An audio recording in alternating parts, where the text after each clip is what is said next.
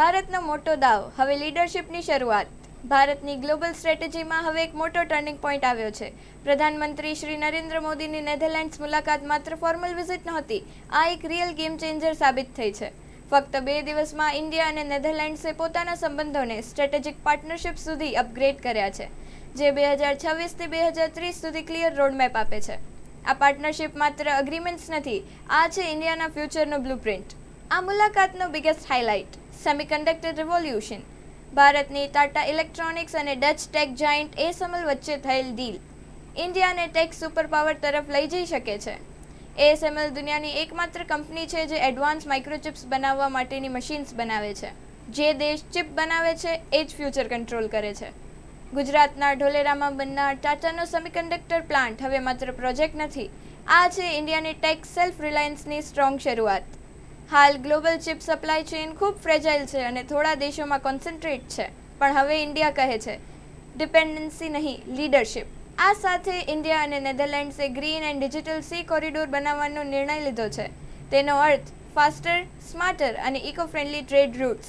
Ports modern બનશે, digital ટ્રેકિંગથી trade smooth બનશે. બીજી એક મોટી વાત, નેધરલેન્ડ્સની વોટર મેનેજમેન્ટ એક્સપર્ટીઝ હવે ઇન્ડિયામાં ઉપયોગ થશે. ફ્લડ કંટ્રોલ, સ્માર્ટ ઇરિગેશન અને ઇનલેન્ડ વોટર ટ્રાન્સપોર્ટમાં આ સપોર્ટ બહુ ઇમ્પોર્ટન્ટ રહેશે. ઇન્ફ્રાસ્ટ્રક્ચર માત્ર ડેવલપમેન્ટ નથી, એ ફ્યુચર સિક્યોરિટી છે. જીઓપોલિટિકલી પણ આ વિઝિટ બહુ ઇમ્પોર્ટન્ટ છે. યુરોપિયન યુનિયન સાથે ફ્રી ટ્રેડ અગ્રીમેન્ટની વાતચીત વચ્ચે નેધરલેન્ડ્સ હવે ઇન્ડિયા માટે યુરોપનો મેજર ગેટવે બની રહ્યું છે, અને સાથે ઇન્ડિયાને UN સિક્યોરિટી કાઉન્સિલમાં પરમનન્ટ સીટ માટે મળતું સપોર્ટ. આ છે ગ્લોબલ લેવલ પર ઇન્ડિયાની ગ્રોઈંગ પાવર. આ બધાની વચ્ચે એક ઇમોશનલ મુમેન્ટ પણ આવ્યો. 11મી સદીના ચોલા વંશકાળના અમૂલ્ય તામ્રપત્ર નેધરલેન્ડ્સે ઇન્ડિયાને પરત આપ્યા છે. લેઇડન યુનિવર્સિટીમાં વર્ષોથી રહેલા આ હિસ્ટોરિકલ ડોક્યુમેન્ટ્સ હવે પાછા પોતાના દેશમાં આવ્યા છે. આ ફક્ત વસ્તુ નથી, આ આપણા ઇતિહાસની ઓળખ છે. મુલાકાતના અંતે PM મોદીએ ધ હેગમાં ઇન્ડિયન ડિયાસ્પોરાને એડ્રેસ કર્યું અને ક્લિયર મેસેજ આપ્યો. ઇન્ડિયા અને યુરોપ વચ્ચેનો સંબંધ હવે ન્યૂ ગોલ્ડન ફેઝમાં પ્રવેશી ગયો છે.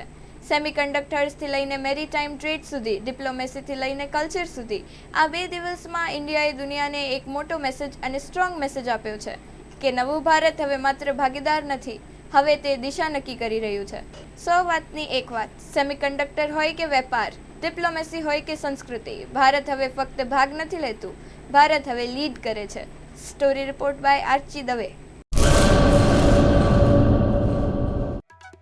आर्य कन्या गुरुकुल करीब 90 एकड़ में फैले इस विशाल परिसर में कक्षा 5 से लेकर 12 तक निवासी शिक्षा के अवसर उपलब्ध है.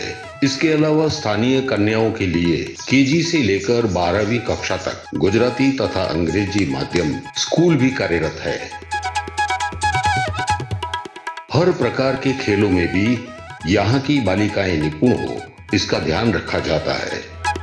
यहाँ कन्याओं को वेदों के प्राचीन मंत्रों के संस्कारों के साथ विज्ञान और टेक्नोलॉजी से जुड़ी आधुनिक शिक्षा दी जाती है.